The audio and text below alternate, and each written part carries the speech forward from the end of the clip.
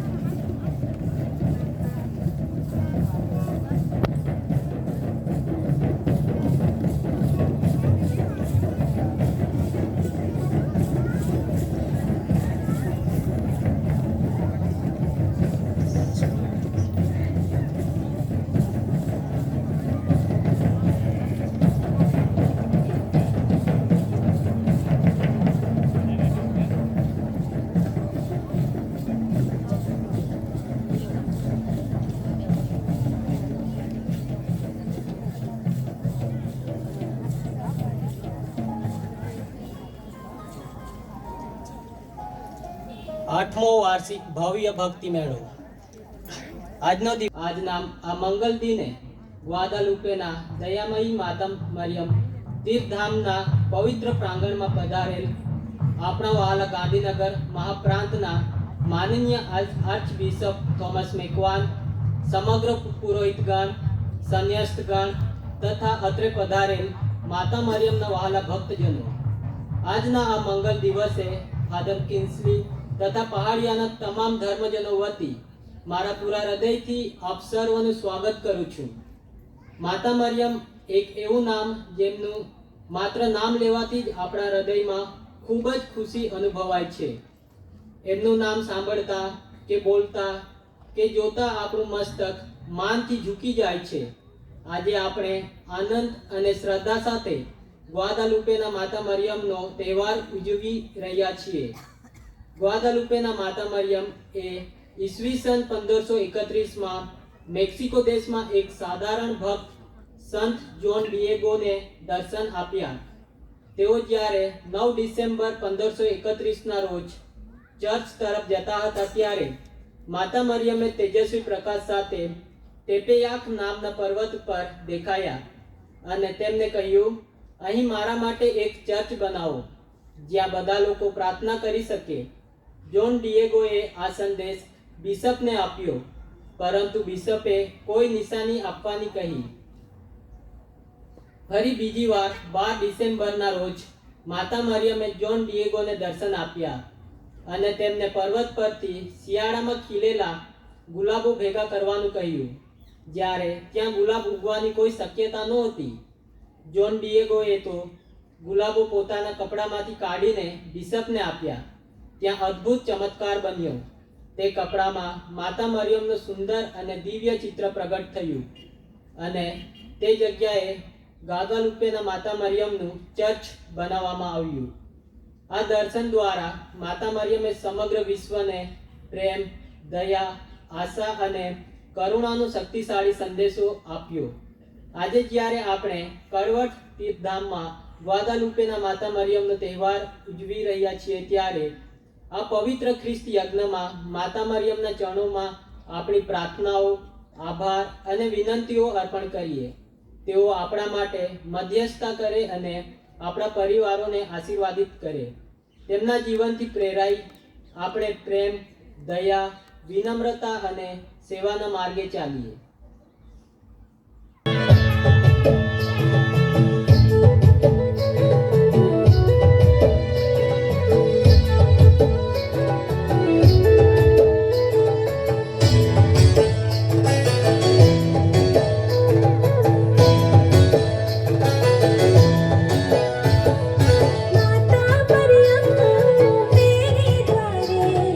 तेरे दर्शन के लिए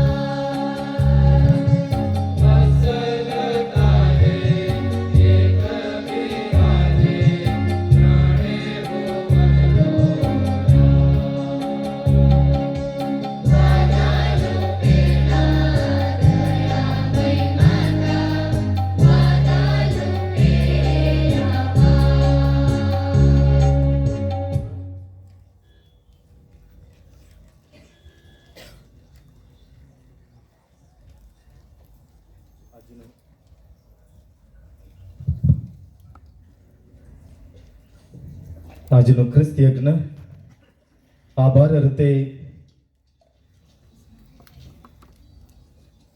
134 જણ અર્પણ કરાવે છે. ખાસ હેતુ માટે 21 જણ અર્પણ કરાવે છે.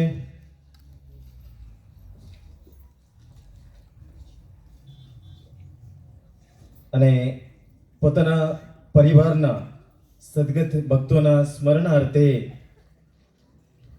37 જણ અર્પણ કરાવે છે. ખ્રિસ્તમાં પ્રિય ભાઈ અને બહેનો, આજે આપણે આ મરિયમના ધામે આપણે બેહા મળ્યા છીએ. એક માના સંતાનો તરીકે તમે જે કઈ વિનંતીઓ અરજો લઈને આજે આ ધામે તમે આવ્યા છો, અને મને ખાતરી છે કે તમારામાં ઘણા બધા આભારની લાગણી સાથે અહીંયા આવ્યા છો. વ્યક્ત કરીએ અને પૂરા ઉત્સાહથી, ઉમંગથી, ભક્તિથી આજની આ પરમ પૂજામાં આપણે ભાગ લઈએ. મારી એક નમ્ર વિનંતી છે, જે ભાઈ બહેનો ત્યાં ડુંગર ઉપર ઝાડ નીચે ત્યાં બેઠેલા છો, આગળ આવો. અહીંયા જગ્યા છે, મસ્ત જગ્યા છે. બેસીને આપણે એક પરિવારના સંતાનો તરીકે આપણે આ પરમ પૂજામાં ભાગ લઈ શકીએ. Please come. જે યુવાનો છે, બાળકો છે, નીચે બેસી શકાય એવા છે, થોડો આગળ આવો, જેથી કરીને જે નીચે બેસી નહીં શકાય એવા વડીલો અને આપણા ઘરના જે મોટા છે એ ખુરશી ઉપર બેસી શકે. પ્લીઝ.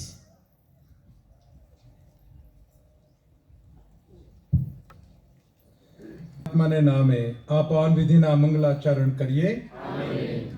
આપણા પ્રભુ ઈસુ ખ્રિસ્તની કૃપા, પરમપિતાનો પ્રેમ અને પવિત્ર આત્માનો સાથ તમને સૌને મળતા રહો. પૂજ્ય ફાધર ટેલસ ફોરર ફર્નાન્ડિસ, સ્પીકર જનરલ, પૂજ્ય ફાધર એલેક્સ ક્લેમેન્ટ, કે જેમને પ્રભુએ સાધન તરીકે ઉપયોગ કરીને આ ધામની શુભ શરૂઆત કરાવી હતી, તેઓ પુનાથી આજે આવ્યા છે. પૂજ્ય ફાધર કિન્સલિન, સભા પુરોહિત, સહાયક એમના ફાધર અજય, એમની સાથે વાસો કરી રહેલા ફાધર કામજી, ગોન્ઝાગા સિસ્ટરો, નજીકના બધા સિસ્ટરો, ફાધરો, અને વિશેષ કરીને અમદાવાદ ધર્મ પ્રાંતથી આવેલા પૂજ્ય ફાધરો. We also want to take note of the fathers and sisters who have come from Udaipur ડાયસિસ. વાલા ભાઈઓ અને બહેનો, તમને સૌને મારા હૃદયના અંતરેથી આવકારું છું. અને માતા મરિયમને ખાસ પ્રાર્થના કરીએ કે આપણે શ્રદ્ધામાં મજબૂત થઈએ અને ઈશ્વરને ખુશ કરવા માટે એમની ઈચ્છા પ્રમાણે ચાલીએ. ઘણી બધી ઈચ્છાઓ લઈને તમે આવ્યા છો, એ બધી આ પરમ યજ્ઞમાં પ્રભુને સમર્પિત કરીએ છીએ અને સૌ માટે ખાસ પ્રાર્થના કરીશું. અને ખાસ પ્રાર્થના કરીશું કે આ દુનિયામાં સર્વત્ર શાંતિ વ્યાપી વળે. ભાઈઓ અને બહેનો, આ પાવન વિધિ કરવા લાયક બનીએ એ માટે આપણા પાપોનું સ્મરણ કરી પસ્તાવો કરીએ.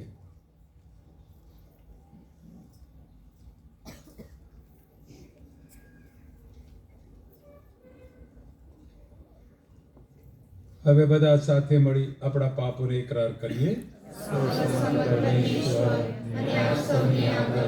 હું પાપને ઇકરાર કરું છું. ભૂલ કરીને મારા વચને કર્મથી મેં અસંખ્ય પાપ કર્યા છે. એ મારો દોષ છે, મારો પોતાનો દોષ છે. તેથી કન્યાકુમારી મરિયમ, સર્વદેવતાના સંતો તથા આપ સૌ કરુણાસાગર પ્રભુની મારા માટે માફી માંગો. સર્વસમત પરમેશ્વર આપણા પર દયા કરી આપણા પાપ માફ કરો અને આપણને શાશ્વત જીવનના દર્શન કરાવો. આમેન.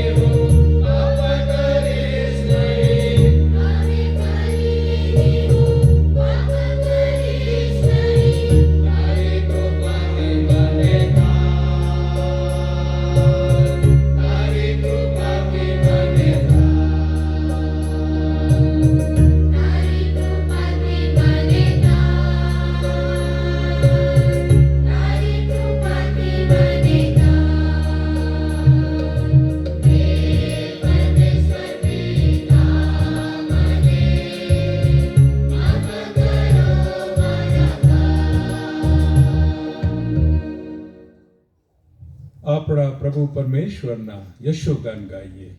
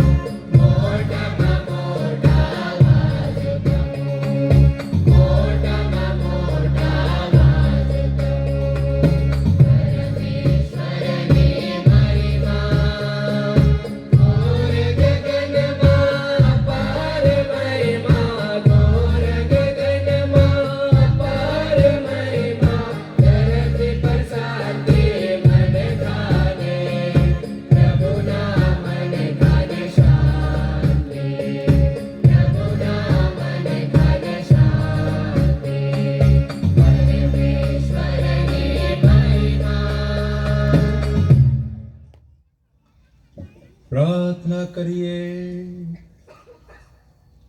ઈશ્વર તમારા મંગલ સંકલ્પથી દેવદૂતના સંદેશ અનુસાર તમારા શાશ્વત શબ્દે કુમારી મરિયમને ખોડે માનવ દેહ ધારણ કર્યો. તેમને અમે જીવન શ્રદ્ધાથી ઈશ જનિતાના નામે પોકારીએ છીએ. તમે તેમનો પોકાર કાને ધરીને અમને સદા સહાય કરતા રહો. આ પ્રાર્થના અમે તમારા પુત્ર અમારા પ્રભુ ઈસુ ખ્રિસ્ત દ્વારા કરી છે. તેઓ તમારી તેમજ પવિત્ર આત્માની સાથે સાક્ષાત પરમેશ્વર છે, સર્વના જીવનદાતા છે.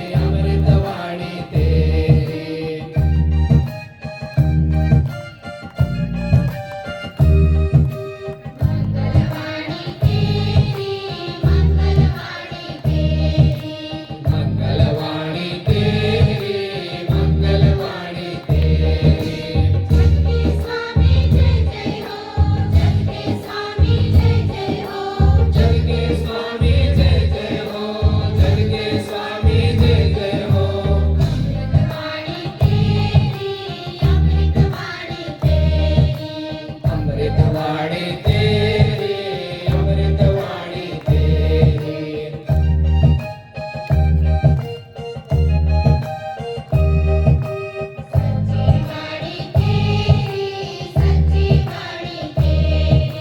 सच्ची वाणी तेरी सच्ची वाणी तेरी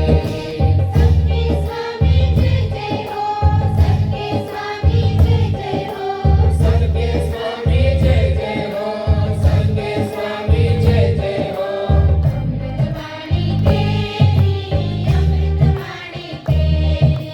अमृतवाणी तेरी अमृतवाणी तेरी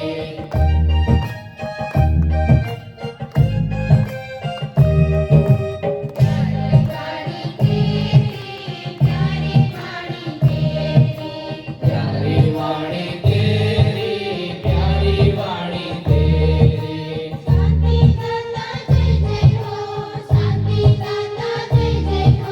शांति दाता जय जय हो शांति दाता जय जय हो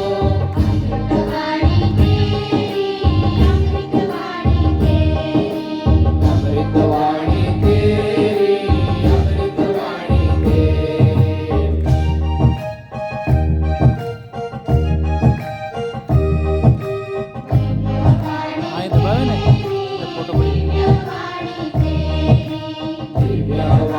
तेरी दिव्यवाणी तेरी दिव्यवाणी तेरी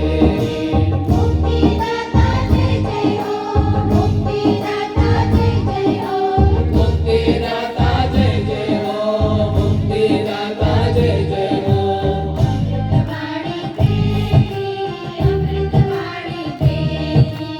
अमृतवाणी तेरी अमृतवाणी तेरी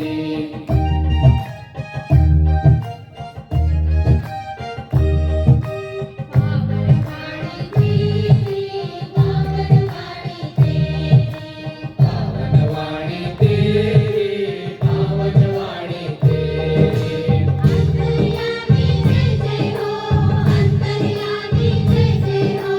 अंतर्यामी जय जय हो अंतर्यामी जय जय हो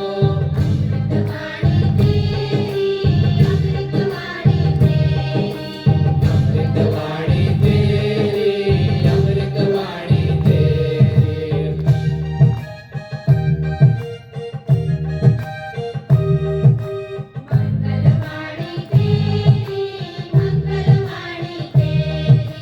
मंगलवाणी तेरी मंगलवाणी तेरी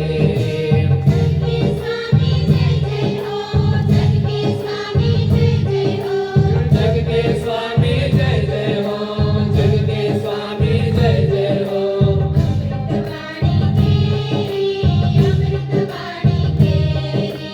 अमृतवाणी तेरी अमृतवाणी तेरी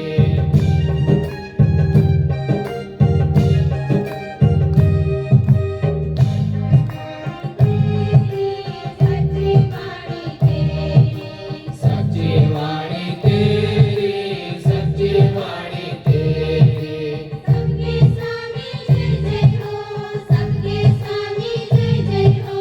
सबके स्वामी जय जय हो सबके स्वामी जय जय हो अमृतवाणी तेरी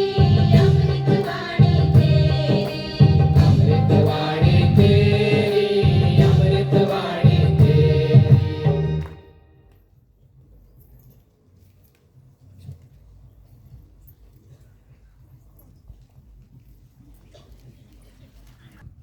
ઉત્પત્તિના ગ્રંથમાંથી પાઠ જેનો ત્રીજો અધ્યાય કડી 9 થી તે 15 અને 20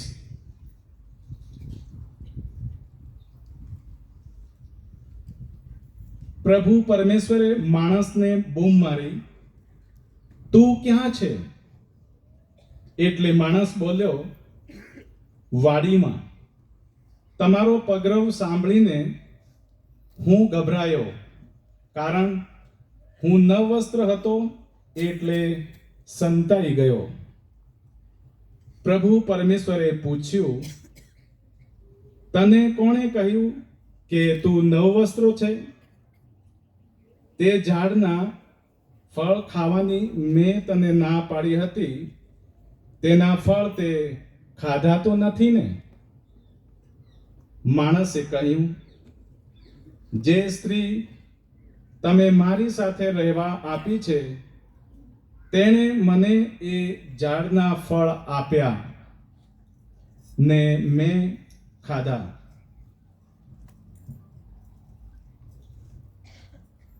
આદમે પોતાની વહુનું નામ હાવા એટલે કે જીવી પાડ્યું, કારણ તે બધા માનવ જીવોની જનેતા હતી.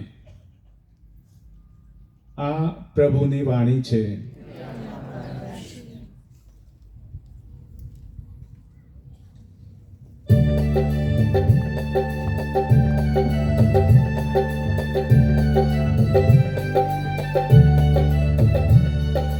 मेरी आत्मा गा रही है ईश प्रभु का गुणगान. मेरी आत्मा गा रही है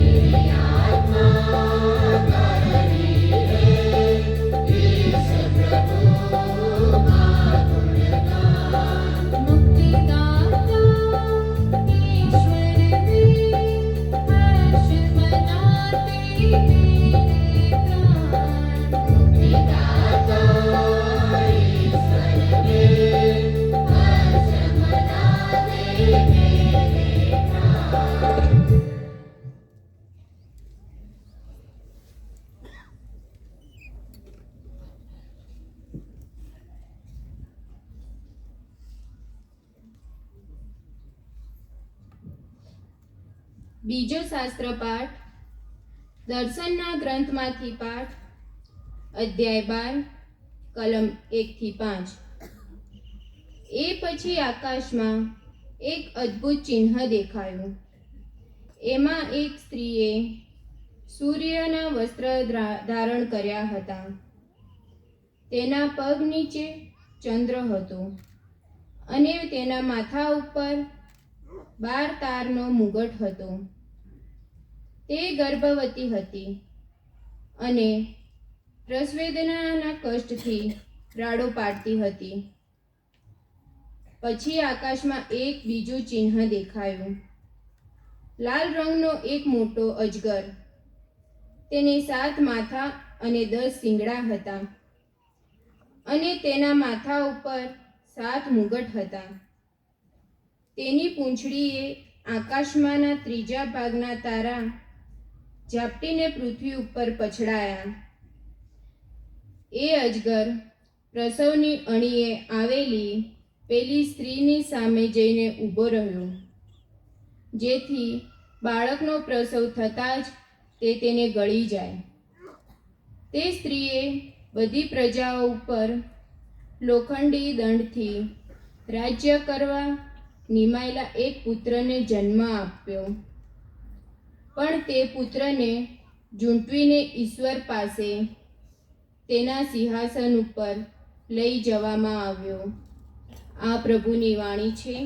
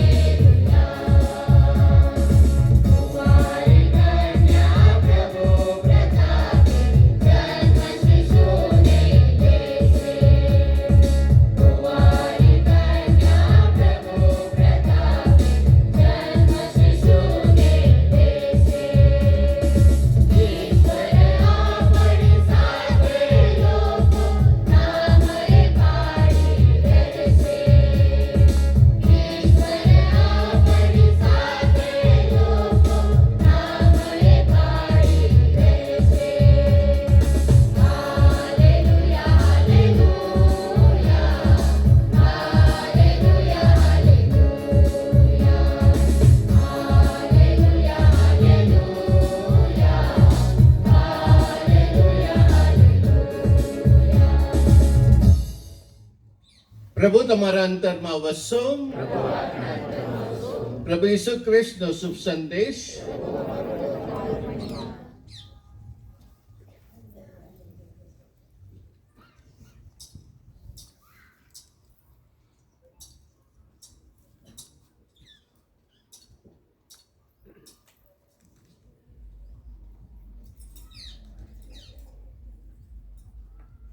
સંત લુકના ગ્રંથમાંથી વાંચન અધ્યાય 1 કરી 26થી 38 સુધી.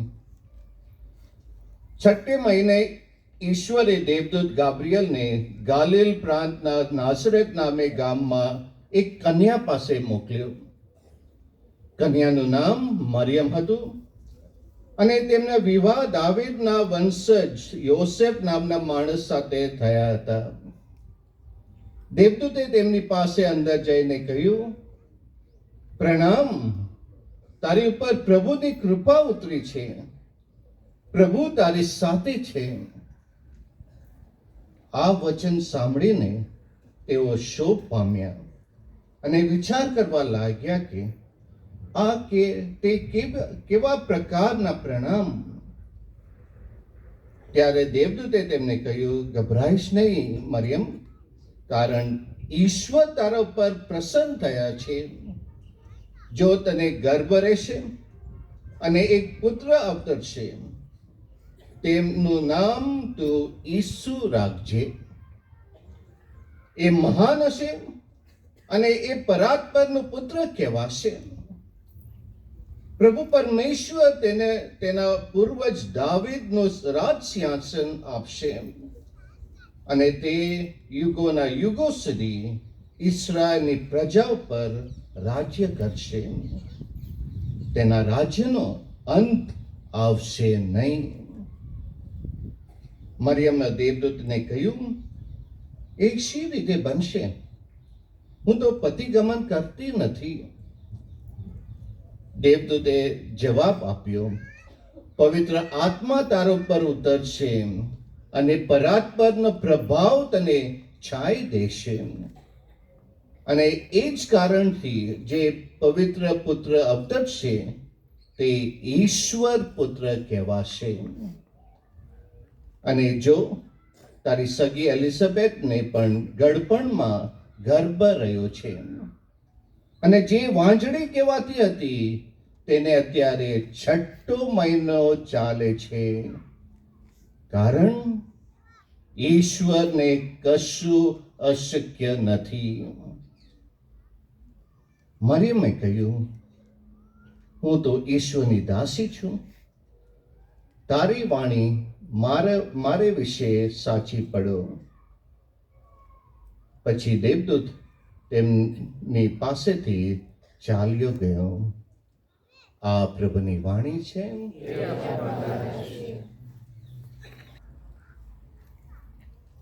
પ્રભુ ઈસુમાં મારા વાલા સ્વજનો, માતા મરિયમ કેમ મહાન છે? કારણ કે માતા મરિયમે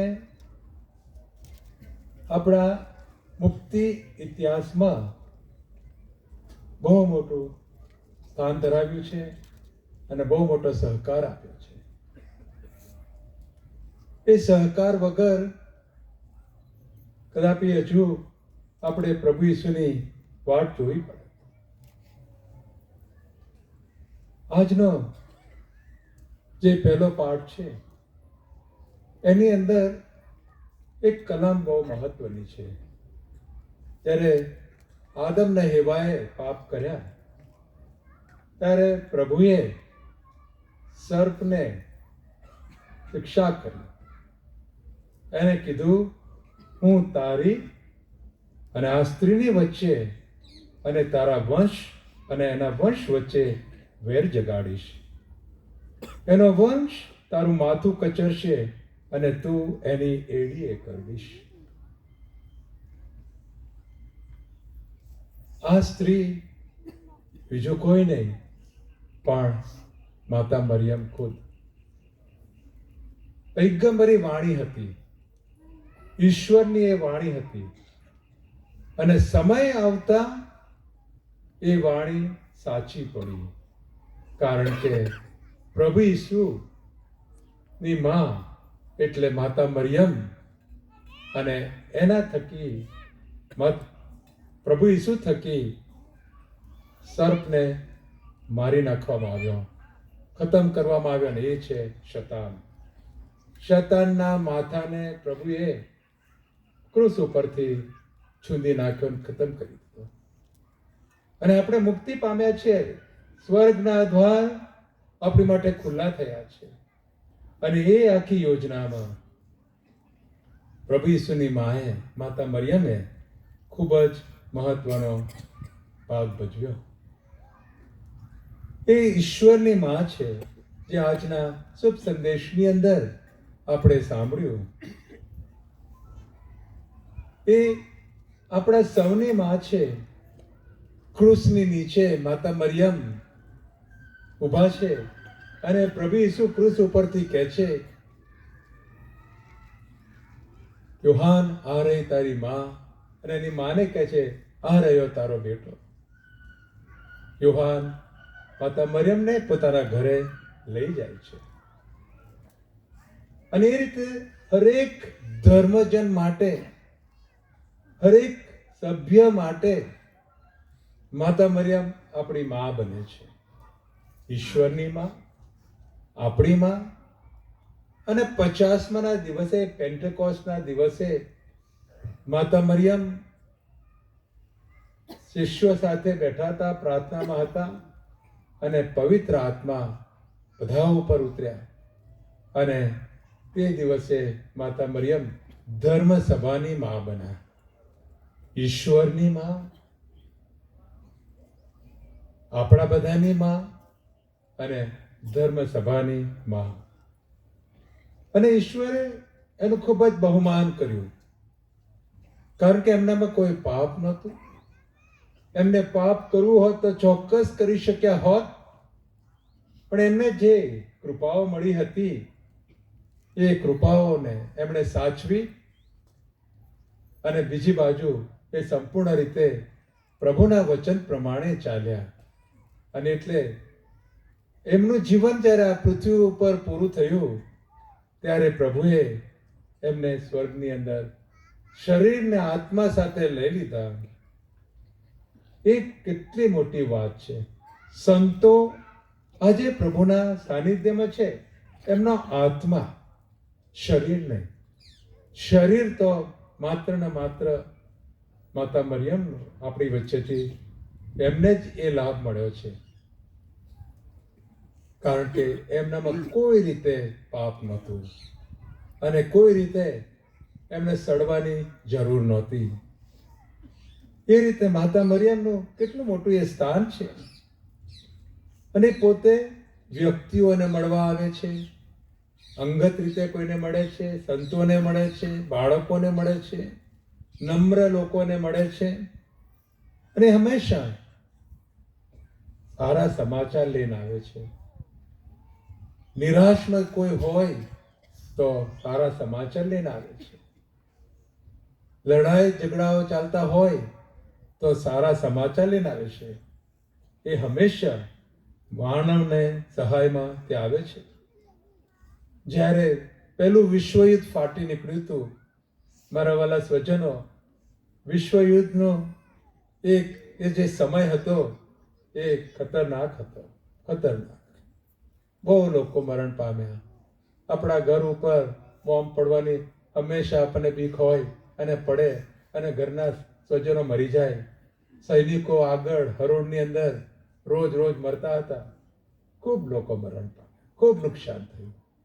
એ ચાલુ હતું, બંધ થતું નહોતું. ઝઘડાઓ ચાલતા જ હતા. અને ત્યારે માતા મરિયમે ફાતિમાની અંદર દર્શન દઈને બાળકોને કીધું, એ બાળકો બધા 10 વર્ષની નીચે હતા, કે ગુલાબ માળા બોલો, જેથી કરીને દુનિયામાં શાંતિ પ્રવર્તે. એ બાળકોએ જે આહવાન આપ્યું, લોકો બોલવા લાગ્યા અને એનું પરિણામ એ આવ્યું કે ટૂંક સમયમાં એ યુદ્ધ સમાપ્ત થયું. આજે એ પરિસ્થિતિ છે, આજે એ ભય છે. વિશ્વયુદ્ધ રાતોરાત ઊભું થતું નથી. સતત ને સતત ઝઘડાઓ ચાલતા રહે, છેવટે મોટો ઝઘડો થાય. બધા અંદર પોલરાઇઝેશન થઈ જાય, ધ્રુવીકરણ થાય, બધા ભેગા થઈ જાય, એકની સામે બીજા આવીને ઉભા રહે, એક ગ્રુપ સામે બીજું ગ્રુપ, અને ખૂબ જ નુકસાન થાય. મારા વાલા સ્વજનો, ગુલાબ માળા બોલો, શાંતિ માટે બોલો. માતા મરિયમના એ વચનો સાંભળીએ, મનમાં લઈએ, તમારા અંગત જીવનની અંદર એ બોલતા રહેજો, જેથી કરીને વિશ્વમાં ત્રીજું વિશ્વયુદ્ધ ફાટી ન નીકળે. બીજા દાખલાઓ છે. બ્રાઝિલની અંદર સામ્યવાદી લોકો અને એક એમના આગેવાનના નેજા હેઠળ આખું બ્રાઝિલ, જે કેથલિક દેશ હતો, એ હડપ કરવાના તૈયારીમાં હતા. એમની એક મોટી રેલી ચાલતી હતી. એ રેલીની વચ્ચે 20,000 સ્ત્રીઓ ગુલાબ માળા મોટેથી બોલતી બોલતી પસાર થઈ. અઠવાડિયા પછી બીજા 6 લાખ લોકો જોર જોરથી ગુલાબ માળા બોલતા બોલતા નીકળ્યા રસ્તાઓ ઉપર. અને બીજા 2 અઠવાડિયા પછી એ જે આગેવાન હતો એને નાસી જવું પડ્યું અને એ દેશ બચી ગયો. સામ્યવાદી એટલે ધર્મનો નાશ. માતા મરિયમે ગુલાબ માળા દ્વારા બ્રાઝિલને બચાવી લીધો. આજે પણ એ કેથલિક છે. એશિયાની અંદર જો કોઈ કેથલિક દેશ હોય, માત્ર ને માત્ર ફિલિપિન્સ છે. 1970ની અંદર ત્યાં પણ એક માણસ સૈનિકનો જે આગેવાન હતો એ દેશને સંચાલન કરી રહ્યો હતો પોતાની ઈચ્છા મુજબ, ભ્રષ્ટાચાર ને બધું જ. ત્યારે બહુ મોટી સંખ્યામાં મિલાનની અંદર એના જે કેપિટલની અંદર બધા ભેગા થયા હતા લાખોની સંખ્યામાં, અને ત્યાં આગળ ગુલાબમાળાનું રટણ શરૂ કર્યું. સૈનિકો એ લોકોને મારી નાખવા માટે એમને હુકમ મળી ચૂક્યો હતો, કારણ કે જે સત્તા ઉપર હતું એને ચાલુ રાખવું હતું. પણ પછી ગુલાબમાળાની અસર પડી. માતા મરિયમે કોઈક રીતે પોતાની મધ્યસ્થી બતાવી હાજર રહ્યા, અને એ લોકો રાતોરાત બીજા દેશની અંદર ભાગી જવું પડ્યું. એનો જે ડિક્ટેટર હતો એને ભાગી જવું પડ્યું, અને એક કેથલિક દેશ બચવા પામ્યો. મારા વાલા સ્વજનો, આ છે ગુલાબમાળાની શક્તિ. આ ગુલાબમાળાની શક્તિ છે. જ્યારે ભક્તિથી કંઈક માતા મરિયમ રક્ષણ આપશે આપણને. અને એટલે આપણા કુટુંબની અંદર ઝંઝાવાત આવે પણ ખરી, પડકારો પણ આવે, મુશ્કેલો પણ આવે, માતા મરિયમ નાશીપાસ નહીં થવા દે. આજનું આ વર્ષ આપણે યાત્રિકો તરીકેનું જે વર્ષ છે કે આશાના યાત્રીઓ છે, માતા મરિયમ પણ ઈસુની સાથે આપણને આશા આપશે, આપણને હિંમત આપશે. એક નાનકડી પ્રાર્થના છે. ખુદ માતા મરિયમે બે ઠેકાણે કહી હતી. લૂટ્સની અંદર કહ્યું હતું અને ફાતિમામાં પણ કહ્યું હતું. અને એણે એ પ્રાર્થના શું આપણે રોજ કુટુંબને ભેગું કરીને પ્રાર્થના ન બોલી શકીએ? આપણા કુટુંબને રક્ષણ મળશે, શૈતાનિક શક્તિઓથી બચવા પામીશું, કારણ કે માતા મરિયમ આપણને સહાય કરવા તૈયાર છે, મદદ કરવા તૈયાર છે. સંત જ્હોન પાઉલ બીજા જે પોપ હતા, એમના પહેલા જ વર્ષની અંદર એમની ઉપર હુમલો થયો અને એમના શરીરની અંદર 3 ગોળીઓ કોઈને ધરબી દીધી. ખૂબ જ નાજુક પરિસ્થિતિ આવી ગઈ. એમને હોસ્પિટલની અંદર, જેમિની હોસ્પિટલ છે રોમની અંદર, ત્યાં એમને મૂકવામાં આવ્યા. સારવાર થઈ, ખાસા સમય સુધી ત્યાં રોકાવું પડ્યું. પછી જ્યારે એમને તાજાપણું મળ્યું એટલે પહેલા એમના વેટિકનમાં નહીં ગયા, પહેલા કેદખાનામાં ગયા, અને જે વ્યક્તિએ એમની પર હુમલો કર્યો હતો એમને મળ્યા, એને ભેટી પડ્યા અને એને માફી આપી.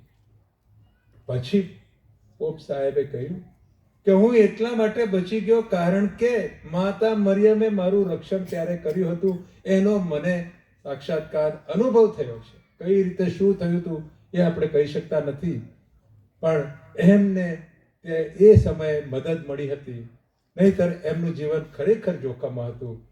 અને 3 ગોળીમાંથી 1 ગોળી એમણે ફાતિમાના, માતા મરિયમના મુકટની અંદર જઈને મૂકી છે, સાક્ષી આપવા માટે કે પોપ ત્યારે બચી ગયા હતા. તો વાલા ભાઈઓ અને બહેનો, માતા મરિયમ હંમેશા આપણને બચાવવા માટે તૈયાર છે. 1531ની 9મી તારીખે જ્યારે માતા મરિયમે જ્હોન દિયાગોને દર્શન દીધા, ત્યારે પોતે સવારે પરમ પૂજા માટે અને ધર્મ શિક્ષણ માટે દેવળમાં જતો હતો. આજના મેક્સિકો શહેરની હદ બહાર આવેલા તેપિયાક ડુંગર નજીક તે પહોંચે છે. ત્યારે માતા મરિયમ એ સુંદર સ્ત્રીનો એને દર્શન થાય છે. જે માતા મરિયમનું આપણે બીજા વાંચનની અંદર જે રૂપ જોયું એ રૂપ એને જોવા મળે છે. અને મારી વિનંતી છે કે તમે કાયમ દઈને સાંભળો. એણે જ્હોનને શું કહ્યું હતું એ આજે આપણને કહી રહ્યા છે. આજે આપણને કહી રહ્યા છે. એના તહેવારના દિવસે આટલી મોટી સંખ્યામાં તમે સૌ આવ્યા છો, એ જ આપણને કહી રહ્યા છે, જ્હોન મારા વાલા પુત્ર, તું ક્યાં જાય છે? મારા વાલા પુત્ર, હું અતિ પવિત્ર કુંવારી મરિયમ છું. હું સકળ સૃષ્ટિના સર્જનહાર અને સ્વર્ગ તથા પૃથ્વીના પ્રભુની માતા છું, એટલે કે ઈશ્વરની માતા છે. મારી તીવ્ર ઈચ્છા છે કે આ જગ્યાએ મારે માટે એક નાનકડું ઘર બાંધવામાં આવે અને આ ઘરમાં હું એ જ પ્રભુના દર્શન કરાવીશ, એ જ પ્રભુની સ્તુતિ ગાઈશ, એ જ પ્રભુની ઓળખ કરાવીશ. હું તને મારા પ્રેમ, અનુકંપા, સહાય અને રક્ષણ પ્રદાન કરીશ, કારણ હું તારી માયાળુ માં છું. એ માત્ર જોન દી આગળનો નથી કહેતા, એ આપણને બધાને કહે છે, હું તમારી માયાળુ માં છું. આ સ્થળના રહેવાસીઓને તેમજ જેવો મને ચાહે છે, આ સ્થળના રહેવાસીઓને તેમજ જેવો મને ચાહે છે. મરિયમ ભક્તો તમે સૌ છો. એ કહે છે મારું શરણું શોધે છે, જે કોઈ માતા મરિયમનું શરણું શોધે છે અને મારામાં વિશ્વાસ મૂકે છે, તે સૌને એ જ પ્રેમ, અનુકંપા, સહાય અને રક્ષણ આપીશ. આપણને બાંહેધરી આપે છે, એ આપણને બાંહેધરી આપે છે.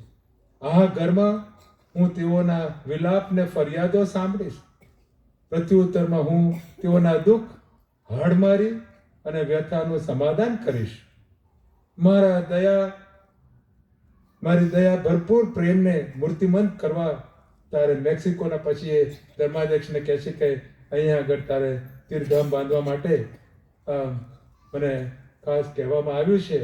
અને આપણે એ ઇતિહાસ જાણીએ છીએ કે એમને એ વાણીને સાંભળ્યું નહીં. ધર્માધ્યક્ષે કીધું કે હું એવા કંઈમાં માનતો નથી, કોઈક નમૂનો કોઈ નિશાની લઈને તું આવ. અને એટલે એ પરત આવે છે. માતા મરિયમને કહે છે કે ધર્માધ્યક્ષ મારી વાણી સ્વીકારી નહીં, મને ના મોકલશો. હું તો નાનો માણસ છું, એક ખેડૂત છું, ગરીબ છું, અભણ છું, મને ક્યાં મોકલો? તમે કોઈ પ્રતિષ્ઠિત માણસને મોકલો. માતા મરિયમ કે ના, મારે તને જ મોકલવો છે, તું જ જા. બીજી વાર જાય છે અને બીજી વાર પણ મળે છે અને ધર્માધ્યક્ષ એને મળવા તૈયાર નથી. એટલે એ પછી માતા મરિયમ ને મળવાની જગ્યાએ ફરીવાર જાય છે અને માતા મરિયમને કહે છે કે મારું એ સાંભળતા નથી, નિશાની માગે છે. તો માતા મરિયમ કહે છે કે તું આવતીકાલે આવજે, એટલે કે 11મીએ તું આવજે અને હું તને નિશાની આપીશ. ધર્માધ્યક્ષ માનશે. પણ 11મી તારીખે એમના કાકા બીમાર હતા, ભત્રીજો હતો, એના કાકા બીમાર હતા અને એટલે એને ખરેખર મૃત્યુની અણી ઉપર આવી ગયા હતા. એટલે ધર્મગુરુને શોધવા જાય છે કે આવીને એને પરમ પ્રસાદ આપે, એનું પ્રાયશ્ચિત સાંભળે અને આરોગ્ય પ્રદાન સંસ્કાર આપે. અને એ જ્યારે માટે શોધવા માટે એ મેક્સિકો જઈ રહ્યા હતા. બીજા રસ્તે જતા હતા કે આ રસ્તે જઈશ તો માતા મરિયમ પેલી સ્ત્રી મને મળશે, એના કરતાં બીજા રસ્તે જાઉં. માતા મરિયમ એને છોડ્યો નહીં. એ બીજા રસ્તે આવીને સામે આવીને ઊભા રહ્યા અને એમની આગળ રસ્તામાં ઊભા રહ્યા. તો કે તું શા માટે ચિંતા કરે છે? એ કહે છે સાંભળ મારા વહાલા પુત્ર, દુઃખી ના થઈશ, ગભરાઈશ નહીં કે ચિંતા કરીશ નહીં. શું હું તારી માં નથી? તું મારા પ્રેમાળ આલિંગનમાં નથી? તું મારા બાથમાં નથી? આથી વિશેષ તારે બીજું જોઈએ છે શું? તેમણે જોન દિયાગોને ખાતરી કરાવી કે તેના કાકા સાજા થઈ ગયા છે. હકીકત હતી માતા મરિયમ ત્યાં પહોંચી ગયા અને એના કાકાને પણ સાજા પડવું આપ્યું ને એણે સાક્ષી પછીથી આપી હતી કે મને પણ સાજા પડવું મને મળ્યું હતું. અને ત્યારે માતા મરિયમે એમને જે ફૂલો માટે લેવા માટેનું કીધું એ શરૂઆતની અંદર તમે સૌએ સાંભળ્યું હતું. કેવી રીતે એ ફૂલો લઈને ત્યાં આગળ ધર્માધ્યક્ષ પાસે પહોંચી જાય છે અને એ શાલને ખોલે છે. ખોલતાની સાથે એ ફૂલો અંદર ધર્માધ્યક્ષ જોવે છે કે અહીંયા આગળ સ્પેન દેશના ફૂલો અહીં કંઈથી હોય અને તો શિયાળો છે અને અરણ્ય જેવી જગ્યામાં આ ગુલાબો અહીં ક્યાંથી ઉગતા હોય? શક્ય જ નહોતું, કારણ કે ત્યાં આગળ ખૂબ જ બર્ફીલી જગ્યા હતી. અને એ ત્યાં આગળ જુએ છે અંદર શાલની અંદર. તો એ જ વખતે એ જ વખતે ત્યાં આગળ માતા મરિયમની છબી ઊભી થઈ છે. એ છબીની વાત આપણે સૌ જાણીએ છીએ. એ ધર્માધ્યક્ષ ઘૂંટણે પડીને રડી પડ્યા કારણ કે એમણે જોન ત્યાગની વાતો સાંભળી નહોતી. અને પછી ત્યાં પ્રભુ મંદિર બંધાવ્યું. એ શાલ ને આજે કેટલા બધા વર્ષ થયા, 494 વર્ષ ચાલે છે. આજનો એ દિવસ ત્યારે 3-4 વર્ષ પહેલા ફાધર કિન્સન મને કહેતા હતા કે આપણે લોકોના અનુકૂળતા માટે આપણે રવિવારનો દિવસ પસંદ કરીએ તો કેવું સારું બિશપ. તો મેં કીધું 12મી ડિસેમ્બર એ અગત્યની તારીખ છે. 5 લોકો આવે કે 10 લોકો આવે એ આપણે બહુ ચિંતા ના કરીએ, પણ એ તારીખ અગત્યની છે ને. એટલે ચાલુ દિવસ હોવા છતાં, શાળાઓ ઓફિસો બધું ચાલતું હોવા છતાં માતા મરિયમને મળવા માટે તમે સૌ આવ્યા છો. માતા મરિયમ ખૂબ જ કૃપાઓ તમને આપશે. એ માતા મરિયમ કદાપી આપણે એનાથી દૂર ભાગીશું તો એ સામે બીજે રસ્તે આવીને ઊભી રહેશે આપણને બચાવવા માટે. પણ એની ભક્તિ હોવી જોઈએ, એના પ્રત્યે આપણી લાગણી અને એના પ્રત્યે આપણો પ્રેમ હોવો જોઈએ. અને એની ભક્તિ એટલે કે ગુલાબમાળા અને એમના જીવનમાંથી જે કંઈ સવારે ફાધર પરેશે બહુ સુંદર વાત કરી હતી, 4 રસ્તાઓ બતાવ્યા હતા, એ આપણા જીવનમાં પણ આપણે એમાં અનુકરણ કરી શકીએ. માતા મરિયમનું જીવન આપણી માટે અનુકરણ કરવા માટે છે. એ સૌથી પ્રથમ પ્રભુના શિષ્યા બન્યા અને એમનું જીવન પારદર્શક હતું. એ આપણી માટે એક નમૂના મૂકીને ગયા છે. એ જીવન આપણે જીવીએ. અને એટલે આ જગ્યાની પસંદગી અલગ રીતે થઈ છે. પોતાના ઘરની અંદર તમે ગુલાબ માળા બોલીને માતા મરિયમને ધા નાખો, માતા મરિયમ ત્યાં પણ શામેલ છે. તેમ છતાં વાલા સ્વજનો, ધામો ઊભા થાય છે. ફાતિમાનું ધામ ઊભું થયું, લૂર્ડ્સનું ધામ ઊભું થયું, ગ્વાદેલુપેનું ધામ ઊભું થયું. આપણા ત્યાં આગળ માઉન્ટ મેરી છે, વેલંકની છે. ધામો કેમ ઊભા થાય છે? કંઈક છે. માતા મરિયમ જે લોકો ત્યાં જતા હોય છે એમને વિશેષ અનુભવ કરાવતા હોય છે. પણ એ પોતાના આપણા ઘરની અંદર આવીને આપણી પ્રાર્થના સાંભળશે, છતાં પણ આપણી લાગણી તો આપણે બતાવી શકીએ અને એની પાસે આપણે આવીએ. અને એટલે ગુજરાત ખાતે આ ધામ ઊભું થયું છે, કારણથી ઊભું થયું છે. કોઈને ફોર્સ નથી કર્યું, કોઈને સામે ચાલીને નથી કર્યું. એની રીતે માતા મરિયમે એ માર્ગદર્શન આપ્યું અને એ ઊભું થયું છે. એટલે એક ધામ બન્યું છે. અને અહીંયા આગળ કેટલા બધા લોકોને આશ્વાસન, હિંમત મળી રહી છે ને એમની શ્રદ્ધા મજબૂત થાય છે. ગયા વર્ષે એક કપલ 6 વર્ષ સુધી એમને સંતાન નહોતું મળ્યું. તેઓ અહીંયા આગળ આવીને આંસુ સારી રહ્યા હતા, ખૂબ જ રડી રહ્યા હતા. ફાધરે પૂછ્યું, શું તકલીફ છે? મેં કીધું, અમારે 6 વર્ષ થયા છે, અમારી પાસે હજુ પ્રભુએ અમારી પ્રાર્થના સાંભળી નથી, અમને બાળક નથી મળ્યું. પ્રાર્થના કરી, ભક્તિ કરી, બધું કરીને તેઓ ગયા. બીજા વર્ષે એ કપલ બાળકને લઈને આભાર માનવા માટે આવ્યું હતું.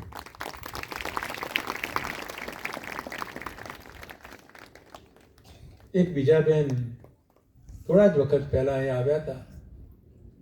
એમને પગની અંદર ખૂબ જ બીમારી હતી. ફાધરે મને કહ્યું કે 13 દવાખાનાઓની મુલાકાતો લીધી, કોઈ નિરાકરણ નહોતું આવતું, દુખાવો વધતો જ જતો હતો. તેઓ અહીંયા આવ્યા, અહીંયા આવીને પ્રાર્થના કરી અને ઘરે ગયા. અને 14માં ડૉક્ટર પાસે ગયા. 14માં ડૉક્ટરે તરત જ નિદાન આપ્યું. એમને કીધું, તમારે તાત્કાલિક ઓપરેશન કરવાનું છે. આજે એ બેન હેમખેમ રીતે ફરી શકે છે. માતા મરિયમ પાસે આવ્યા અને માતા મરિયમે એમને યોગ્ય ડૉક્ટર પાસે મોકલ્યા. આ છે માતા મરિયમનો ગર્વ. થોડા જ વખત પહેલા એક બીજી વાત બની. ફાધર સવારે મિસ કરવા માટે તૈયારી કરતા હતા ત્યારે કોઈકનો ફોન આવ્યો અને એમણે કીધું, ફાધર કંઈક કરો, માતા મરિયમને આગળ દાહ નાખીએ છીએ, પ્રાર્થના કરો, કંઈક કરો. ફાધર કીધું, શું તકલીફ છે? તો કીધું કે મારે પત્નીને બાળક છે, બાળક ઉદરમાંથી બહાર આવ્યું છે પણ જમીન ઉપર આવ્યું નથી, મુશ્કેલી છે. પ્રાર્થના 1 વાગ્યાથી આ ચાલતું હતું, હજુ પણ છે નહીં. હવે અમને લાગે છે કે બેમાંથી એકને કંઈક તકલીફ થશે, કદાપી ટૂંકાઈ પણ જાય જીવન. બહુ પીડામાં હતી બેન.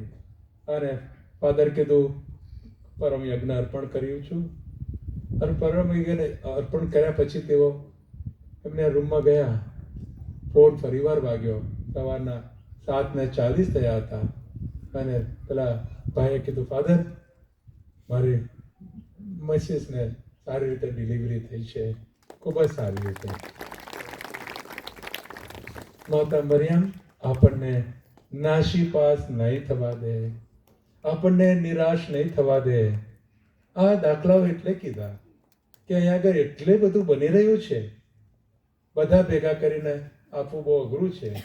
પણ આવા થોડા દાખલાઓ રજૂ કરવામાં એટલા માટે આવ્યા કે આપણી ભક્તિ વધે માતા મરિયમ તરફ. અને માતા મરિયમના જીવનમાંથી એક વસ્તુ લઈએ કે જે કાંઈ માતા મરિયમ કરે છે એ મધ્યસ્થી તરીકે કરે છે. આપણે માતા મરિયમને જ્યારે પ્રાર્થના કરીએ છીએ ત્યારે પ્રભુ ઈસુને એના દીકરાને વિનંતી કરે છે. કાના ગામની અંદર દ્રાક્ષારસ ખૂટી ગયો હતો ત્યારે માતા મરિયમે વિનંતી કરી, મધ્યસ્થી કરી, કીધું આ લોકોની પાસે દ્રાક્ષારસ નથી, એમને સહાય કરો. અને ત્યારે આપણે જાણીએ છીએ કે પાણીમાંથી સારામાં સારો દ્રાક્ષારસ તૈયાર કર્યો પ્રભુની મધ્યસ્થી દ્વારા. એટલે આજે પણ માતા મરિયમ આપણી માટે મધ્યસ્થી કરશે ને કરતી રહેશે. એ આપણી સાથે ને સાથે છે, આપણા જીવનમાં આપણી સાથે છે. એની ભક્તિ કરતા રહીએ. અને છેલ્લે આપણે પણ જેમ માતા મરિયમે કહ્યું કે હું તો પ્રભુની દાસી છું, તારી વાણી મારામાં સાચી પડો. આપણે ઈશ્વરના વચનો ઉપર જીવીએ, ઈશ્વરની ઈચ્છા પ્રમાણે ચાલીએ અને એ રીતે માતા મરિયમ જેવા ઈસુપંથી હતા એવા આપણે પણ બનીએ. આમેન.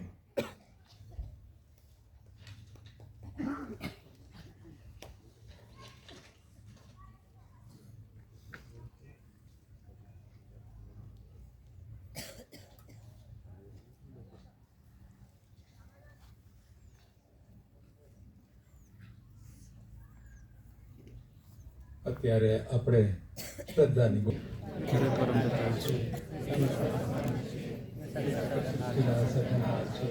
એમના એકમાત્ર પુત્ર અમારા પ્રભુ ઈસુ ખ્રિસ્તમાં રાખીએ છીએ પવિત્ર આત્માની પ્રતાપે તમારી મરિયમને કોળે જન્મ્યા, પિતાના ઘરમાં દુઃખને વર્યા, ક્રૂસે ચડાયા, મોતને શરણે થયા, કબરે દટાયા, મૃત્યુલોકમાં ગયા, ત્રીજે દિવસે ફરીથી ઉઠ્યા, ને સ્વર્ગે સતાવ્યા. તે સર્વસમર્થ પિતા પરમેશ્વરને જમણે આસને બિરાજે છે, ને ત્યાંથી જીવતા અને મરેલા પામ્યા તોડવા ફરી આવનાર છે. પવિત્ર આત્મામાં શ્રદ્ધા રાખીએ છીએ, પવિત્ર વિશ્વાસી ધર્મ સભા, પુણ્યજનોનો સત્સંગ અને પાપોની માફી માંગીએ છીએ. તેના પુનરુત્થાનનો તથા અનંતજીવનની પ્રાર્થના કરીએ છીએ. આમીન. અત્યારે આપણે પ્રભુ આગળ આપણી અરજો રજૂ કરીએ.